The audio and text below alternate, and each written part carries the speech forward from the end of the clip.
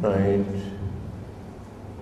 I'm going to discuss on particular subject which is controversial, and also the followers of some other religions condemned Buddhists as idol worshippers. But those who worship the Buddha image do not know how to explain, how to answer actually what they are doing. Just worship and pray and do some offering. But it is very significant if you can explain to others. So, Buddhism, Hinduism, and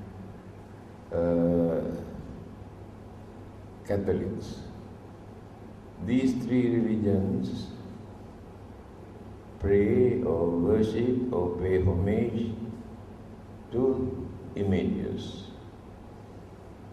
To some people, it is very difficult to practice religion without an image. But it is not compulsory that every Buddhist must have a Buddha image to practice Buddhism. It is up to us. At the same time, others should not criticize or condemn us just because we worship the Buddha. I can tell you a very nice story. It is in Mahayana schools of Buddhism. 200 years after the Buddha, there was a well-known monk called Upagupta.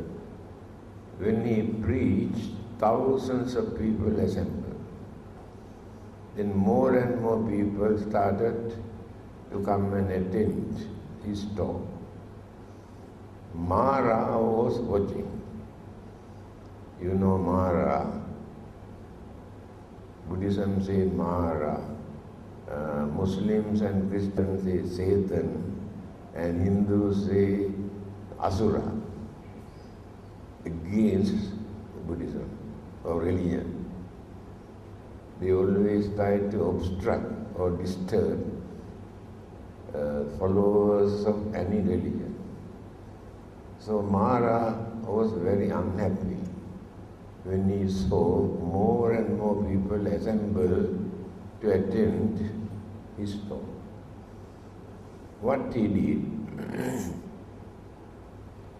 he organized some sort of entertainment just opposite the temple. Beautiful dance and music and entertainment. Then people slowly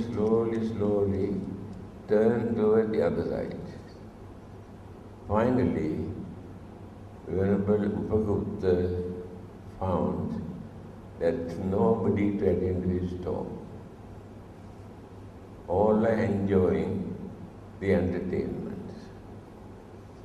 Then Upagupta thought, no doubt this is done by Maha. Although he has disturbed the Buddha did not teach him a good lesson. But I am going to teach him a good lesson. Then he also went there.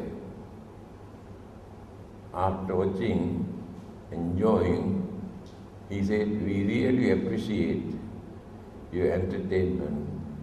So in appreciation of your formation,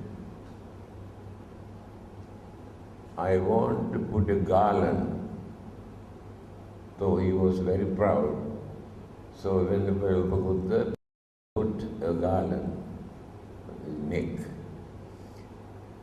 Then he felt this garland is tightening his neck like a python. He tried and tried to take it out. He could not do anything. Then he went to Sakra. You know Sakra, the king of the Devas. Asked him to help. Please take out this, otherwise I may die. This is tightening my neck. He tried his best. He also could not take it out. Then he said, you must go to Maha, the creator God. I think he can do that. Then he went to Maha and appealed him to take out this garland. He also tried his best, but he could not take out. Then he said, I think only the person who has put this garland on your neck can take it out, nobody else. Then he decided to come back and apologize for interrupting his religious program and requested to take out the garland. Then Venerable Upagupta said, yes, I can do that under two conditions. First thing, in future, you should not come and disturb our religious program. He said, yes. Second item is, I am living 200 years after the Buddha. I have not seen the real Buddha figure.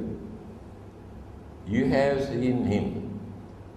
You can appear as Buddha because you got that power. Then Maha said, yes, I can do that, but under one condition. When I appeared as the Buddha, you should not worship me because I am not a holy man.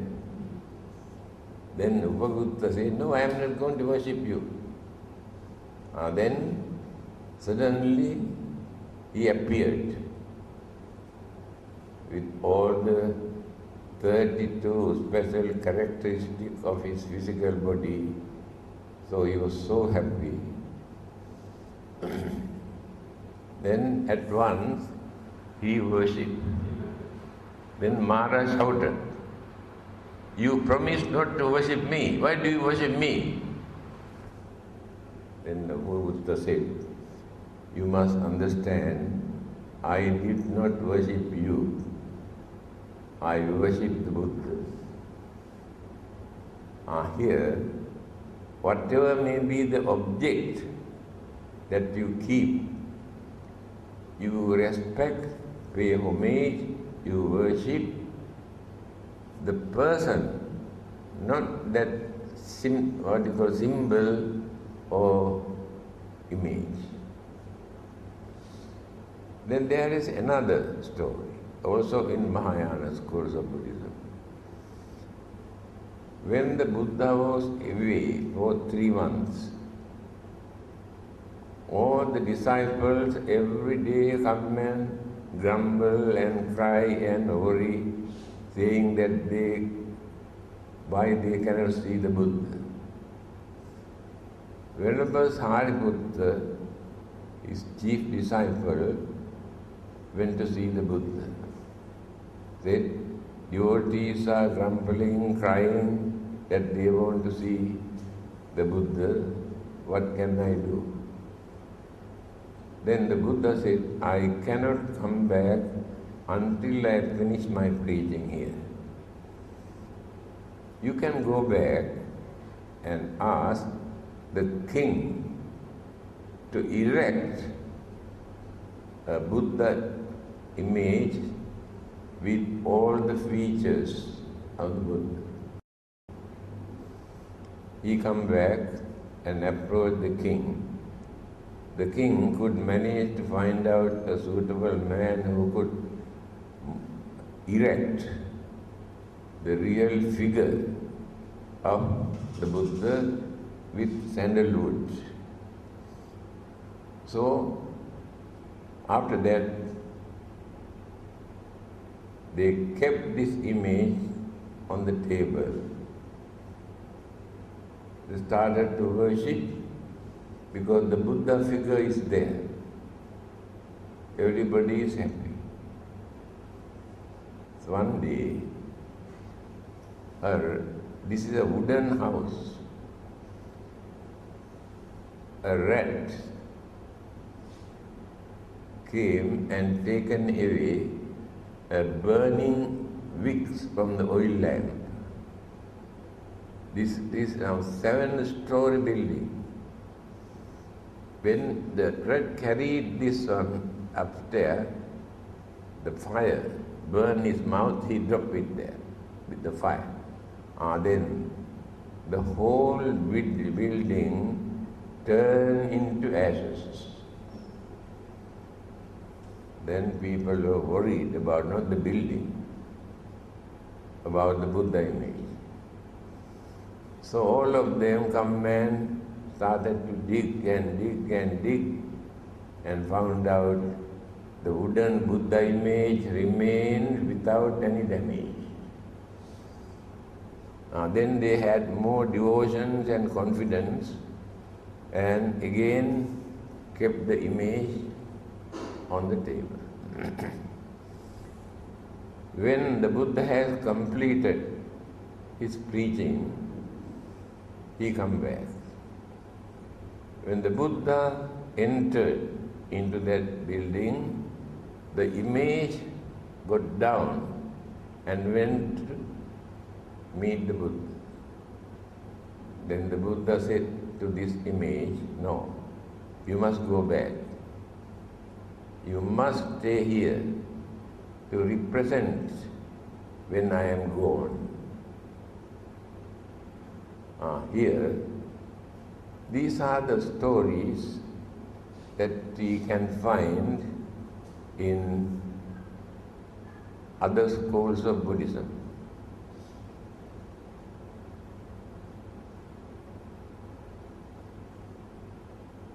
Images are not available for 500 years after the Buddha.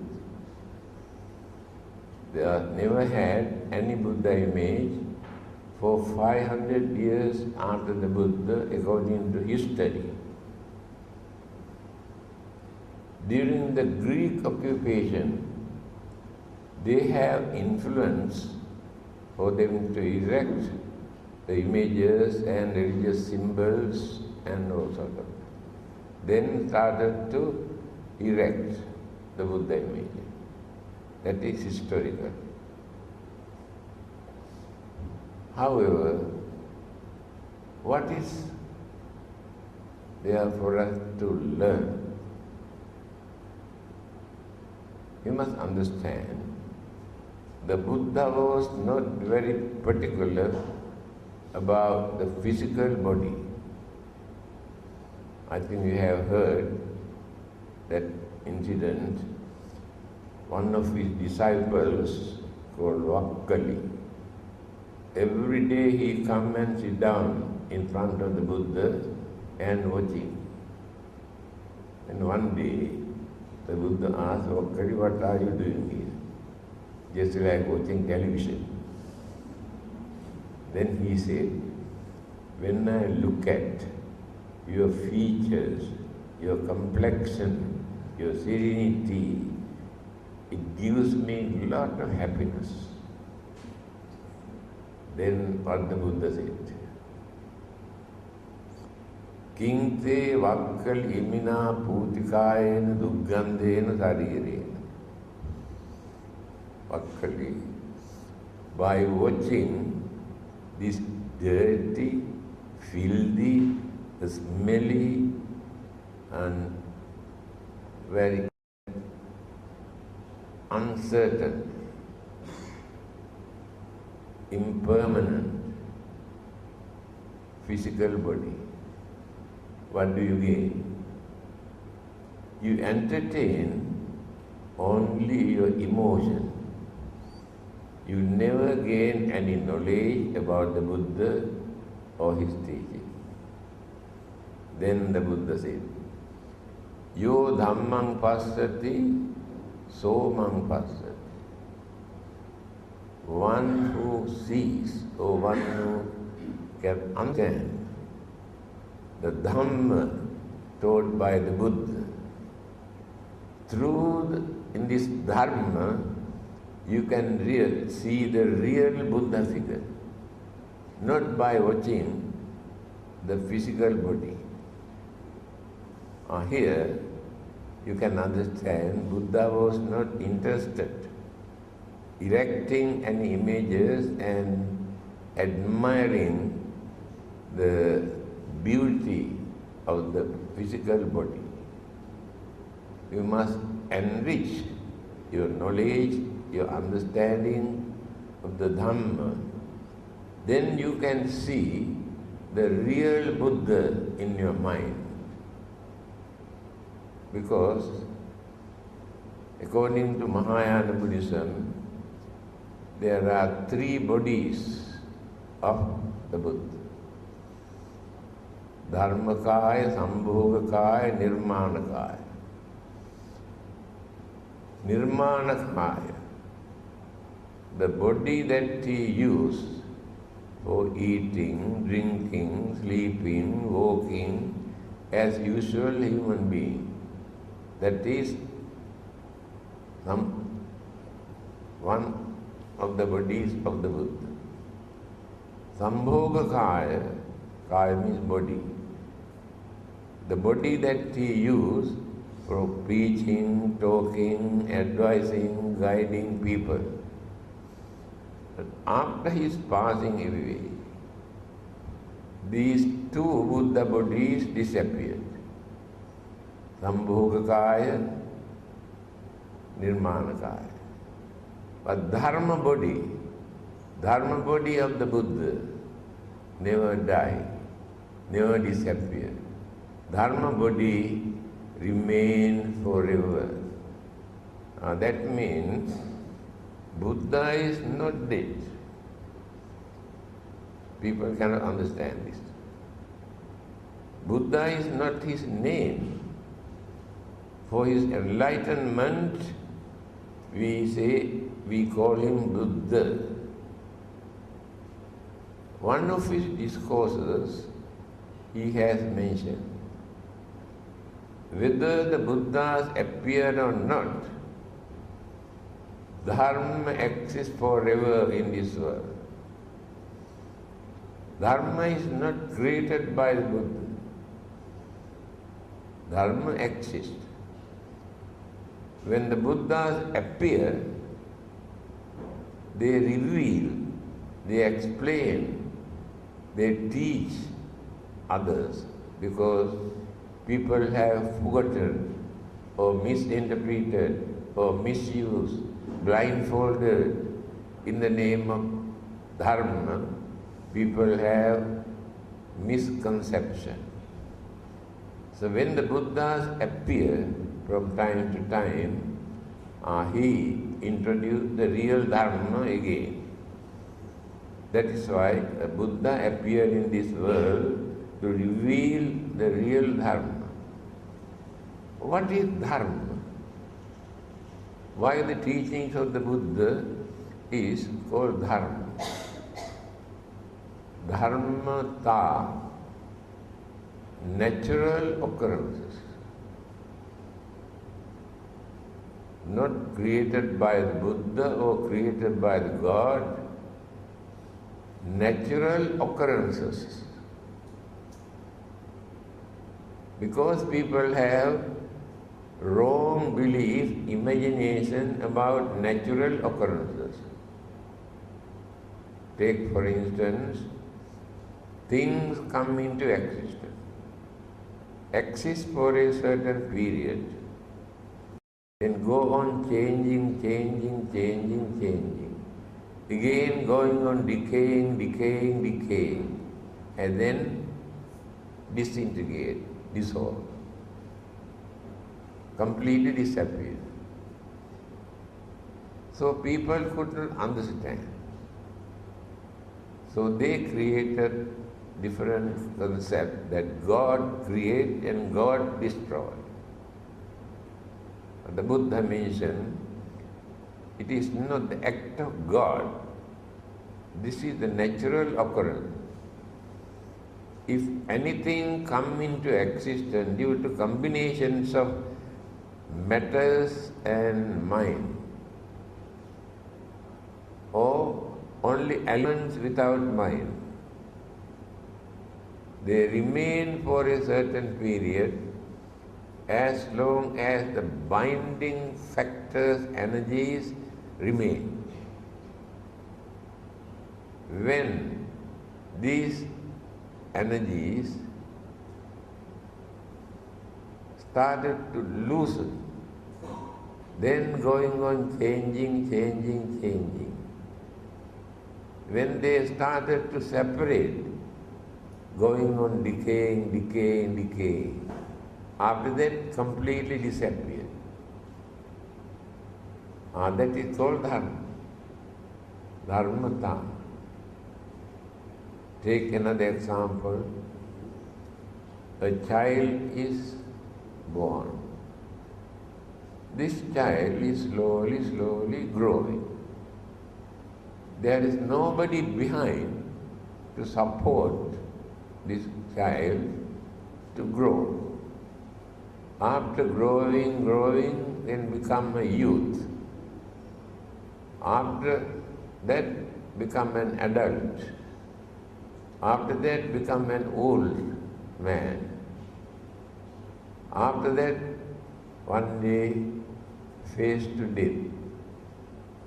All these things are natural occurrences, not created by anybody. So anything happen in this world, all these things are natural occurrences. There is no God or anybody behind. That is what the Buddha wanted to teach us. Now, I told you, Buddha was not interested for erecting images. That is why for 500 years they have never erected any images. But I told you, during the Greek occupation, they started to erect the Buddha figure, and then started to develop all over the world Buddha images. Some people depend on the Buddha image. Without Buddha image, they cannot practice Buddhism. But some others can practice Buddhism without depending any image, because they can create the Buddha in their mind. Mr. Nehru, Prime Minister of India, long ago, when he was arrested for fighting to gain independence, British government arrested him. When he was in the jail, he had the small Buddha image in his bag. Although he was not a Buddhist, he had been keeping this Buddha image in his bag. So what he did, he take out the image and keep on the table and watch the face of the Buddha, smiling face. Then he started to think, in spite of all these troubles and problems and difficulties and calamities, if Buddha can maintain smiling face, why not we follow him? Why not we face all these problems without grumbling, accusing, blaming, crying and worrying? That he followed the Buddha. To him, the Buddha image was very important at that time. I met an American lady. One day he came here. She opened her bag and took out a small Buddha image. She told me she had been keeping this Buddha image for 40 years. But she was not a Buddhist. But he said, I strongly believe this Buddha image can protect me. So she gained confidence by depending on this Buddha image. A Chinese philosopher one day visited the museum in London. First time in his life, he saw a Buddha image. By watching this image, he said, if God has come down to this earth, this is the figure of God. He has never learned anything about the Buddha, but watching the figure of the Buddha, he had such a great, understanding and image influence his mind to say like this, although he was not a Buddhist. Another scholar has written a book. He has written there, actually, if you want to know what the Buddha taught, not necessary to read any book. You go and look at the Buddha's face. He mentioned one particular place. You must go and look at and watch that particular Buddha image. Then you can understand everything. His face indicates everything what he preached. During the Second World War, in Burma, they found a small Buddha image. British soldiers. They sent this image to Winston Churchill, the Prime Minister of England at that time, with a note. You better keep this image on your table. Whenever you have worries, fear, disappointment, look at the face of this image.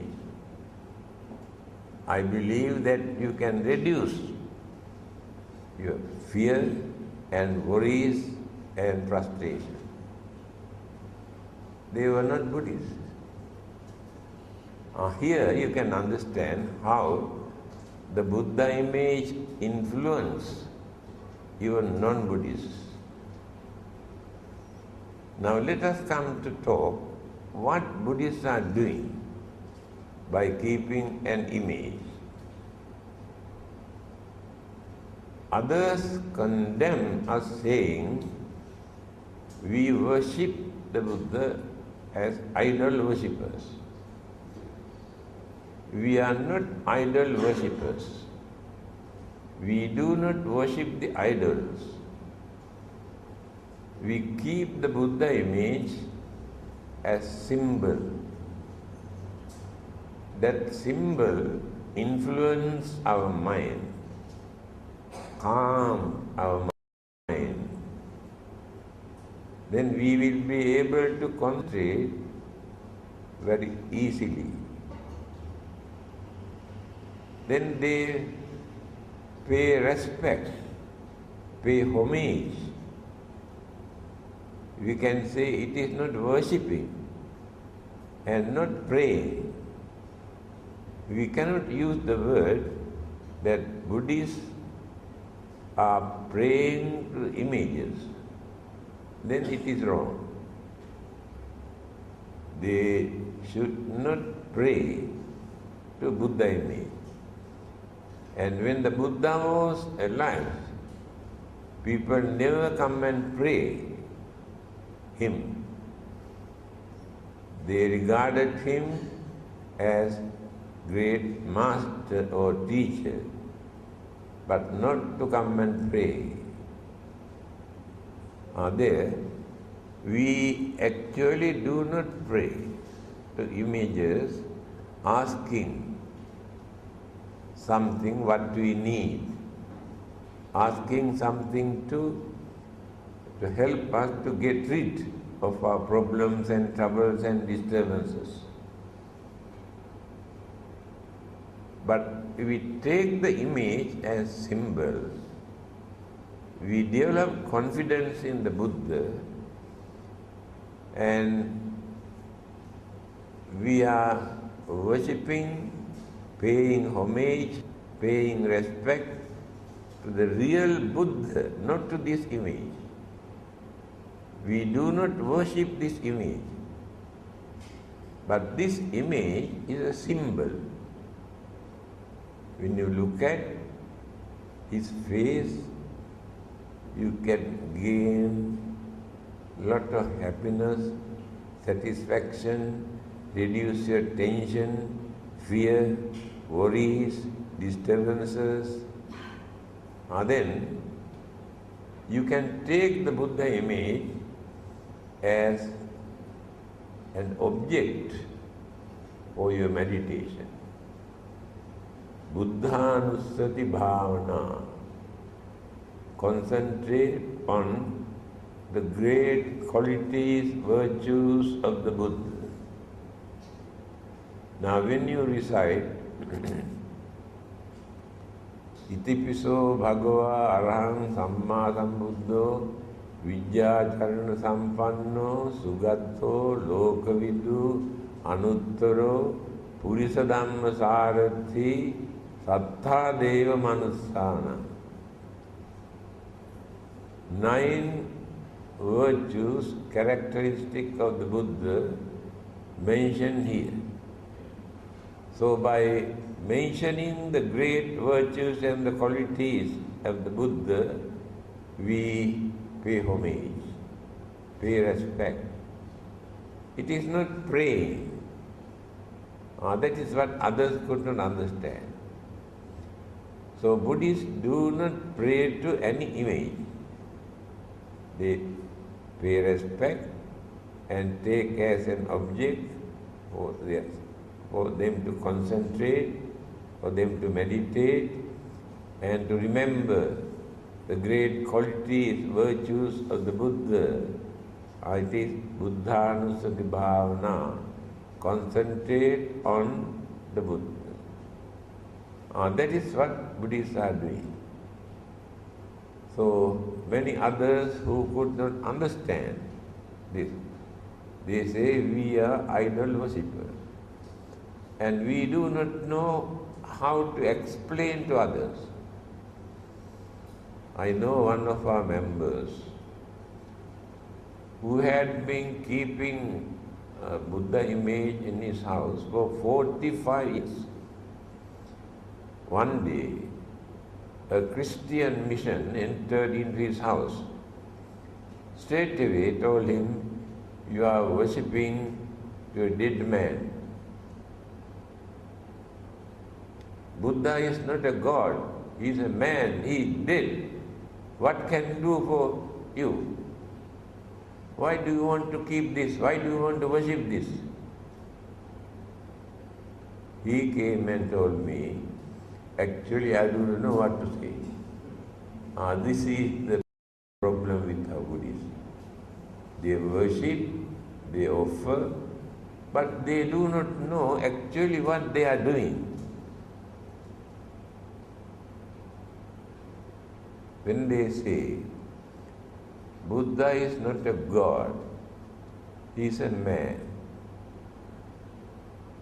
If you try to prove that the Buddha is God, we are wrong. We reduce the real great qualities, virtues, wisdom of the Buddha if we try to introduce the Buddha as a God. You do not know that. Why? A God cannot become a Buddha. Any divine beings cannot become the Buddha.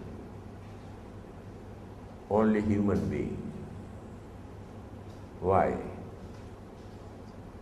We are called Manushya. Mana Ussannata. One who can raise, develop, cultivate the mind up to the maximum level. That living being is called Manushya, human. You cannot find another living being among the 31 group of living beings in this universe that can compare with the human mind. Human beings have thinking mind. Others have mind. They use their mind to find out their food and protection and shelter and sexual pleasure. Only for these people. They do not know what to think beyond that. Let us take Devas and Brahmas, divine beings. We worship them, thinking they are very powerful and they can help us, support us. We worship them. But you do not know even the king of the Deva, the Sakra, worship the human being. We do not know that. So one day, he was worshipping to one direction. Then his attendants, Matali, said, "You are the king of this heaven. To whom are you worshipping?" Then he said, it is written in Pali language what he has said.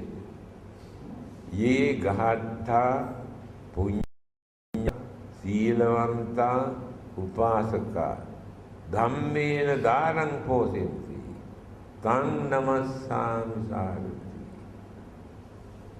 I respect those human beings, Igata Punyakara, those who perform meritorious deeds. Meritorious deed means doing some good work with good intention. That is called merit. Helping others, supporting others, and release others' sufferings and problems and sicknesses and whatever we can. Again, supporting the religious activities to influence the people for them to follow religious way of life. These are called meritorious deeds. I respect those who perform meritorious deeds. Punyakara. Silavanta. I respect those who observe precepts. You observe 5 precepts, 8 precepts, 10 precepts, and there are more. I respect those who observe precept. Why?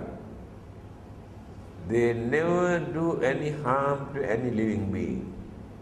They never bluff or cheat or swindle others think.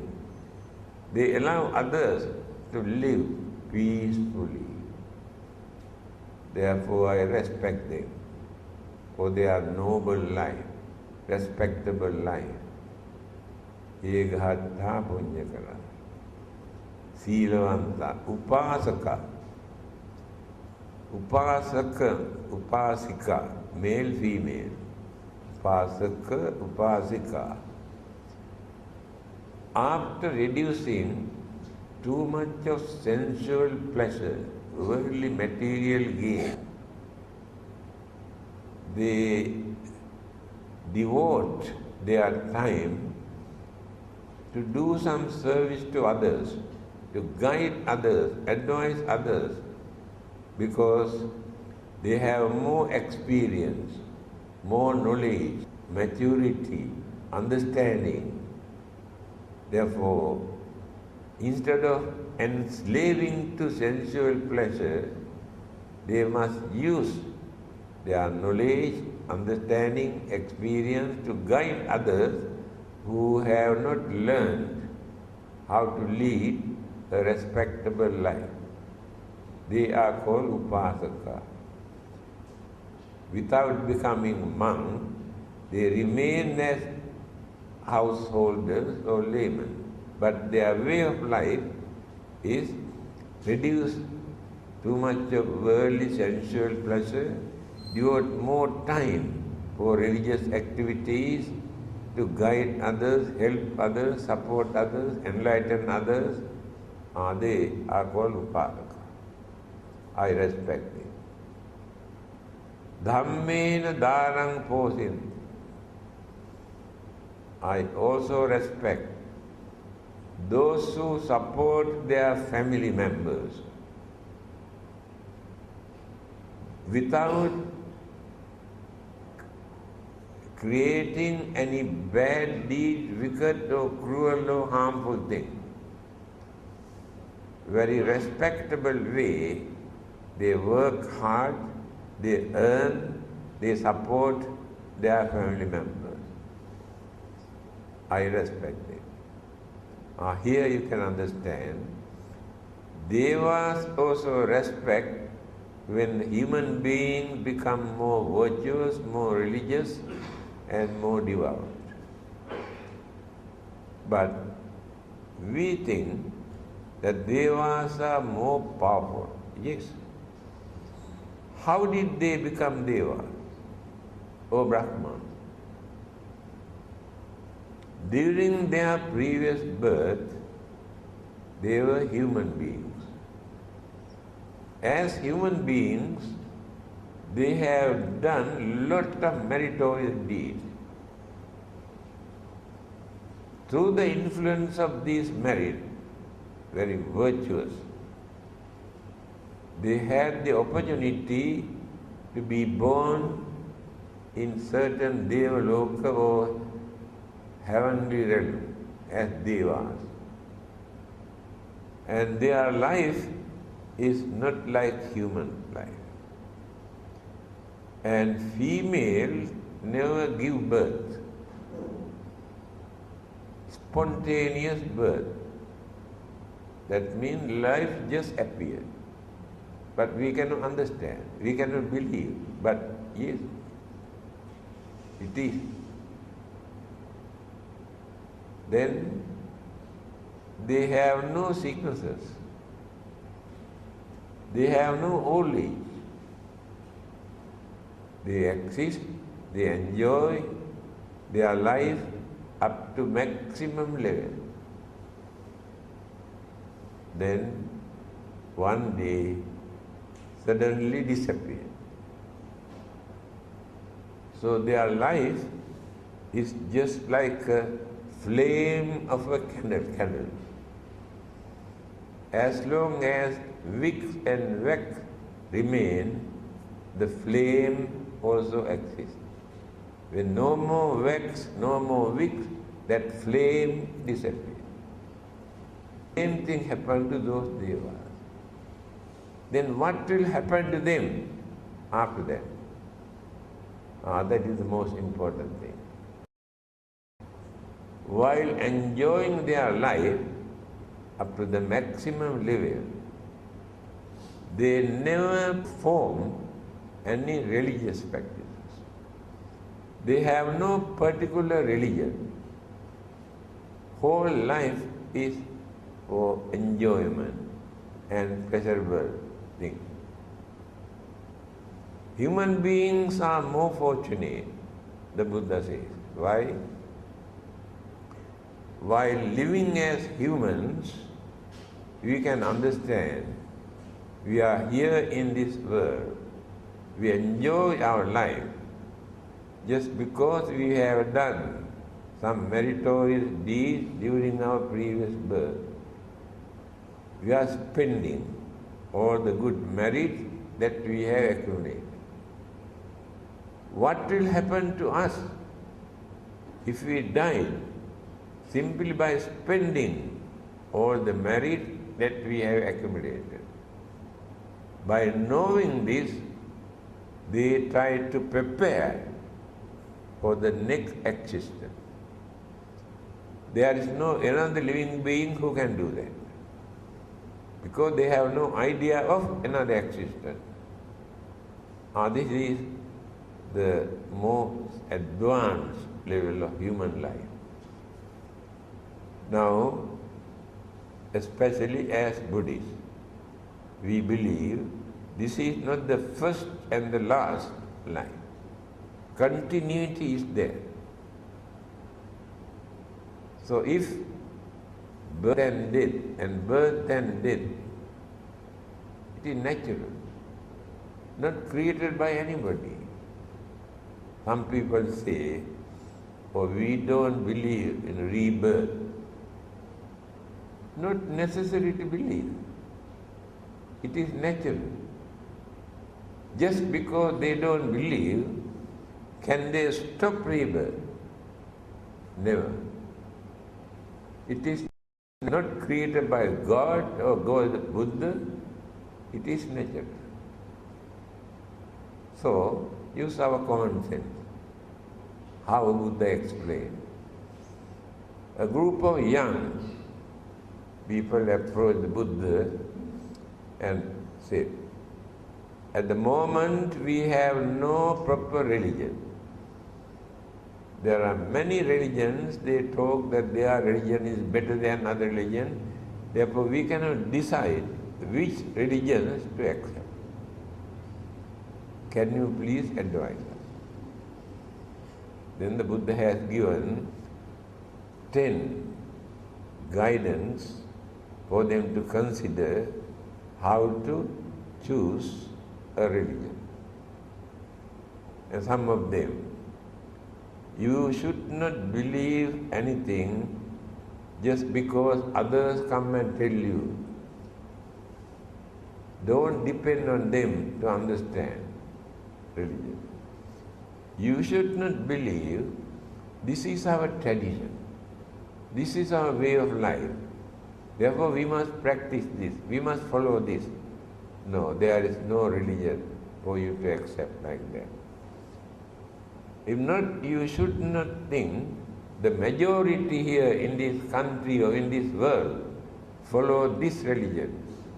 Therefore, we also must follow that religion. According to the Buddha, majority here in this world are not understanding people. Only very few people are there who can understand things properly, the Buddha says.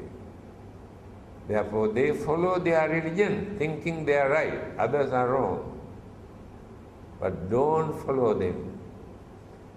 Again, it may appeal to your mind.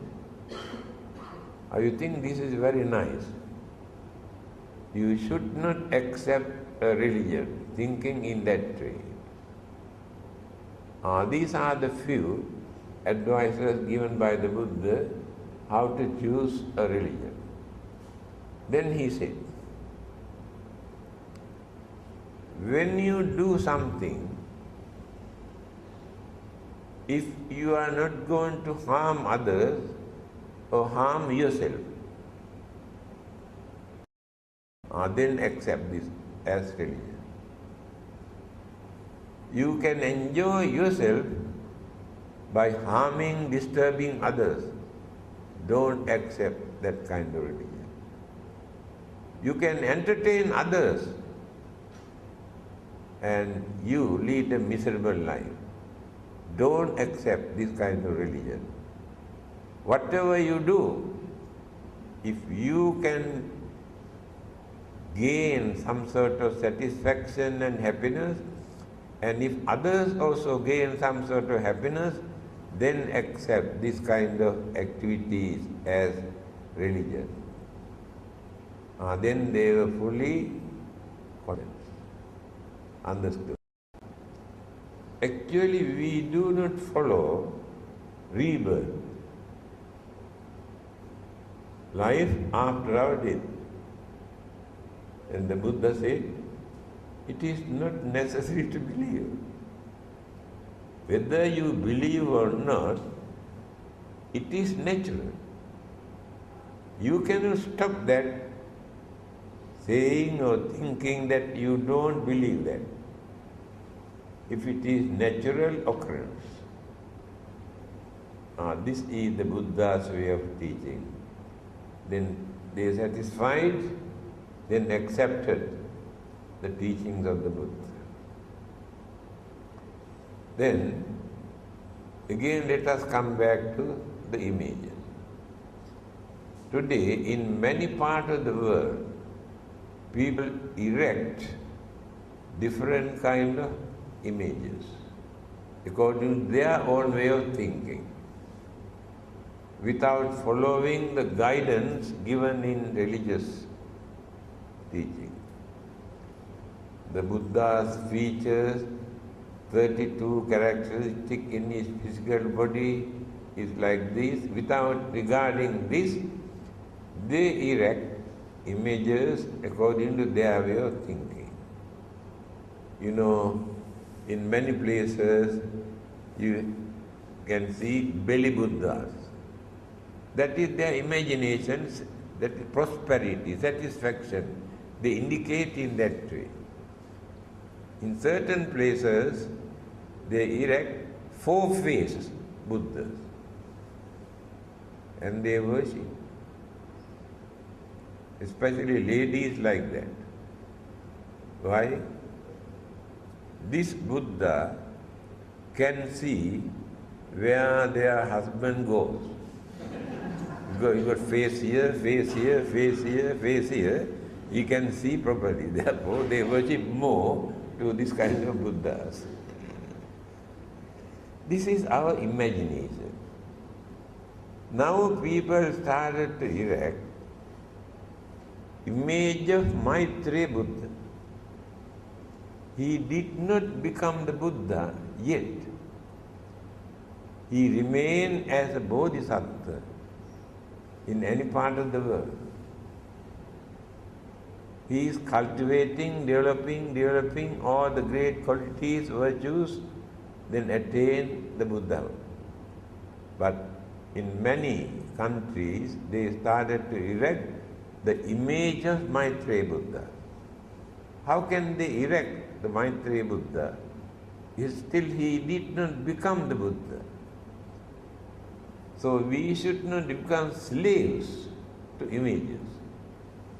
Take image as a symbol, as an object for us to follow the Buddha, to gain more confidence, to calm our mind. When we have fear, worries, problems, we can pay homage to the Buddha.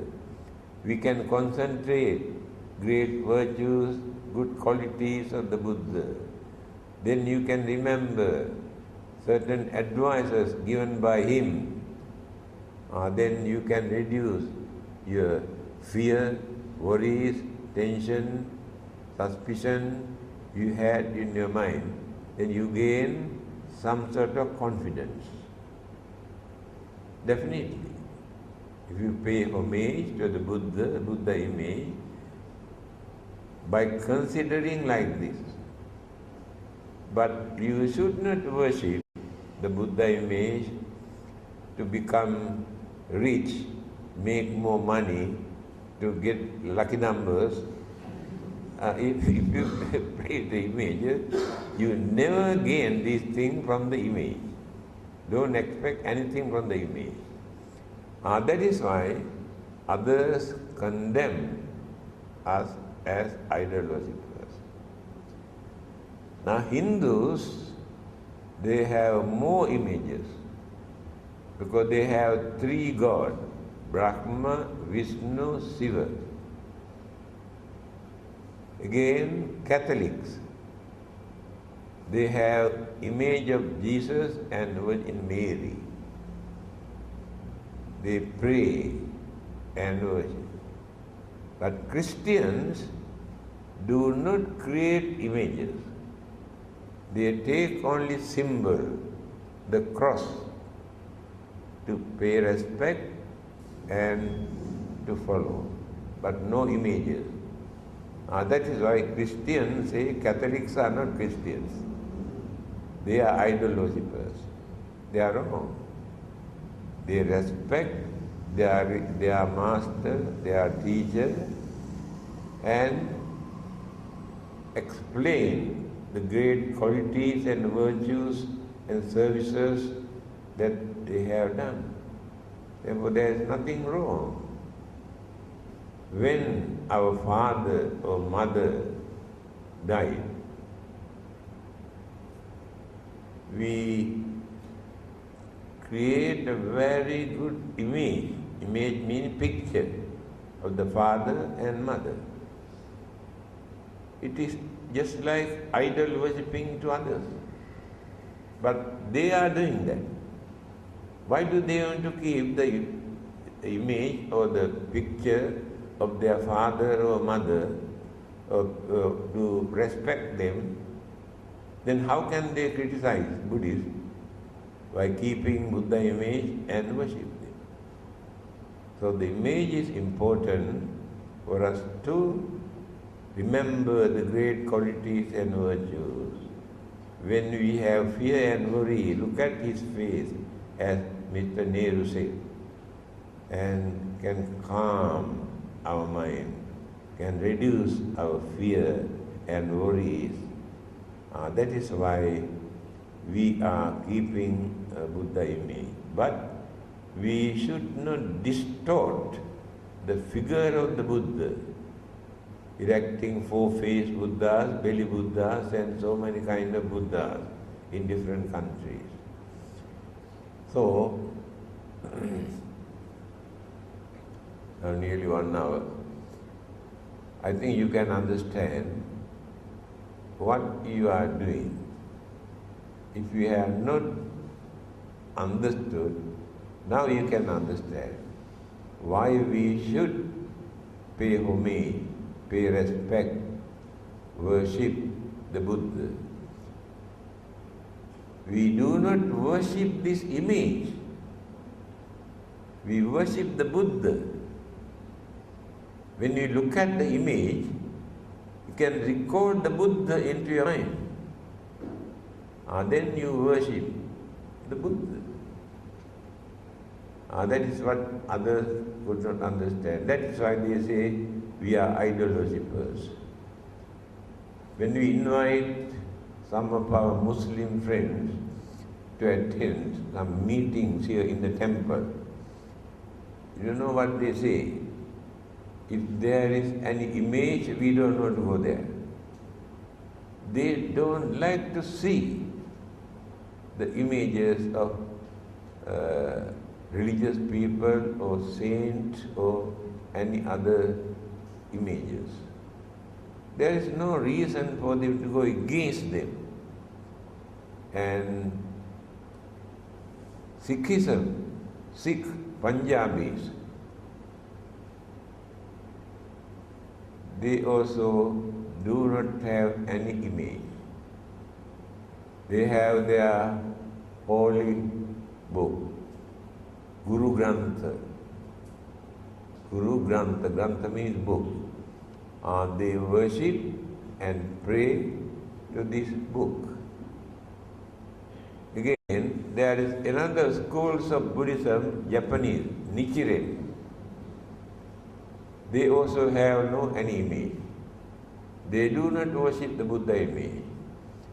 They have one particular book, one sutra uttered by the Buddha, and keep this book as an altar and worship and recite and pray.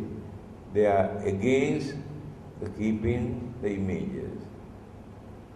Then Judaism, Jews, the origin of Christianity and Islam, and they also have no any images. Hindus have so many, and Buddhists have only Buddha image, and Christians have two, Jesus and Virgin Mary. Therefore, we pay respect, we pay homage in appreciation of their services they have rendered. This symbol remind us, recall the person, the Buddha or God into their mind. Therefore, that allegation that we are idol-worshippers and we are sinful and we cannot go to heaven if we worship the idols, they are wrong. And now remember how to answer. When the Buddha is not a God, he is a man. The Buddha cannot, God cannot become a Buddha because they cannot develop their mind up to that maximum level. Only human mind can do that. Step by step, when somebody asks, having seen the Buddha, he has never seen such a serene figure in his life. He could not understand this is a human being. He approached the Buddha and asked, "May I know whether you are a God?" The Buddha, "No." But others say they are God or son of God or messenger of God. But the Buddha said, "No, I am not a God." Then he asked, "There are any other form of supernatural living being?" The Buddha says, "No, I am very natural." Then he asked, "In that case, are you an ordinary human being?" Buddha says, "No." Now confusing in his mind who this person is. Neither God, nor an angel, nor a human being. Then he asked, "Then who are you?" The answer given by the Buddha, his self-introduction is very important. Many people do not know. If others come and ask, "You worship, you follow the Buddha, can you tell me actually who the Buddha is?" Very few people can explain who the real Buddha. The self-introduction given by the Buddha is really wonderful, very clear. He says, "Abhinyayang abhinyatham." I understood everything that exists in this world. How did he do that? Life after life, he went on developing his knowledge, his mind, his wisdom, understanding. Therefore, he realized everything that exists. Bhave tabbancha bhavita. I have practiced all the great qualities, virtues, principles, morals in this world at the maximum level, life after life. Then, pahatabbang pahinang me. I have eradicated all the evil, wicked, cruel, harmful, immoral thoughts, words and action. Tasma buddhosi brahmana. Therefore, I am the Buddha. I am not a God or angel or ordinary human being. This is a wonderful explanation. Please remember. one who has understood everything, developing his mind life after life, not within one lifetime. One who has cultivated all the great qualities, virtues, principles, things. And one who has eradicated, completely destroyed all the wicked thoughts, ideas and actions and words, and then that person becomes the Buddha. We worship to that Buddha. Then no one can say you are worshipping to a man or dead man. And explained by Mahayana schools of Buddhism, the Buddha, three bodies of the Buddha, the other two disappear after his passing away. But the Dharma body of the Dharma exists forever. Therefore no one can say Buddha is dead. Buddha cannot die. That physical body he had, that he used, disappeared. But the Buddha appeared. Buddha is not the figure. See, must understand this. Buddha is living. Buddha means one who understood the Dharma, who preached the Dhamma, and the Buddha says Dharma exists forever, whether the Buddhas appear or not. This is the way how to understand. When others come and condemn you and ask to stop worshipping to a dead man, why not to worship our God to go to heaven? By worshipping to this man, you cannot go to heaven. Then you can say, actually we don't want to go to your heaven, that is for you, not for us.